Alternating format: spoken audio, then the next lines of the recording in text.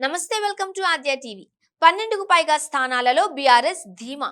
రాష్ట్రంలో డజనుకు పైగా లోక్సభ స్థానాలలో పార్టీ అభ్యర్థులు గట్టి పోటీ ఇచ్చినట్లు బీఆర్ఎస్ ప్రాథమికంగా అంచనాకు వచ్చింది.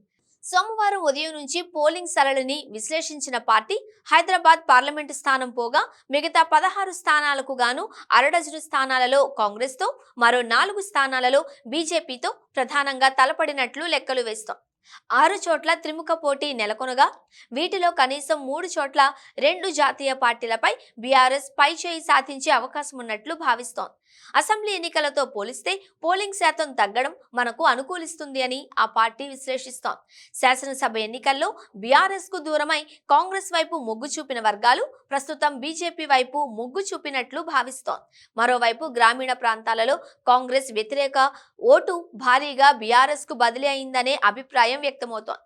పోలింగ్ ప్రారంభమైన కొద్ది గంటల తర్వాత బీఆర్ఎస్ ఓటు బీజేపీకి క్రాస్ అవుతున్నట్లుగా కాంగ్రెస్ పార్టీ ఉద్దేశపూర్వకంగా ప్రచారం చేసింది అని పలువురు నేతలు కేసీఆర్ దృష్టికి తీసుకొచ్చారు. అయితే కొన్ని లోక్సభ నియోజకవర్గాలలోనూ పటిష్టమైన పార్టీ యంత్రాంగం ఉండడం కలిసొచ్చే అంశంగా బీఆర్ఎస్ వర్గాలు చెబుతూ ఉన్నాయి. బీజేపీకి పోలైన ఓట్లతో కాంగ్రెస్ పార్టీకే నష్టము అని కూడా క్షేత్రస్థాయి నుండి నివేదికలు అందినట్లు బీఆర్ఎస్ కీలక నేతలు చెబుతూ ఉన్నారు.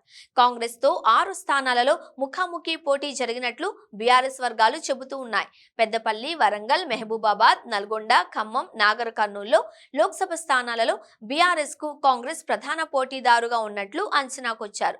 కరీంనగర్, సికింద్రాబాద్, మల్కాజ్గిరి, మెదక్ సెగ్మెంట్లలో బీజేపీ అభ్యర్థుల నుండి గట్టి పోటీ ఎదురైందని చెబుతూ ఉన్నారు. ఆదిలాబాద్, నిజామాబాద్, భువనగిరి, మహబూబ్ నగర్, చేవెళ్ల, జహీరాబాద్ లోక్సభ స్థానాలలో బీఆర్ఎస్, బీజేపీ, కాంగ్రెస్ల మధ్య త్రిముఖ పోటీ నెలకొనగా వీటిలో కనీసం 3 నుండి 4 స్థానాలలో గెలుస్తామనే ధీమా బీఆర్ఎస్ లో కనిపిస్తోంది.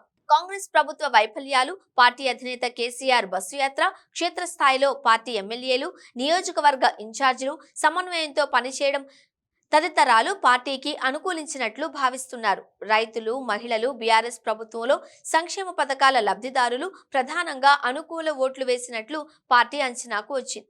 అయితే క్రాస్ ఓటింగ్ తో బీజేపీకి భారీగా లబ్ధి జరుగుతుందనే వార్తల నేపథ్యంలో బూతుల వారీగా పార్టీ పోలింగ్ ఏజెంట్లు, కేడర్ నుండి సమాచారం సేకరించి ఓ అంచనాకు రావాల్సిందిగా కేసీఆర్ ఆదేశించారు.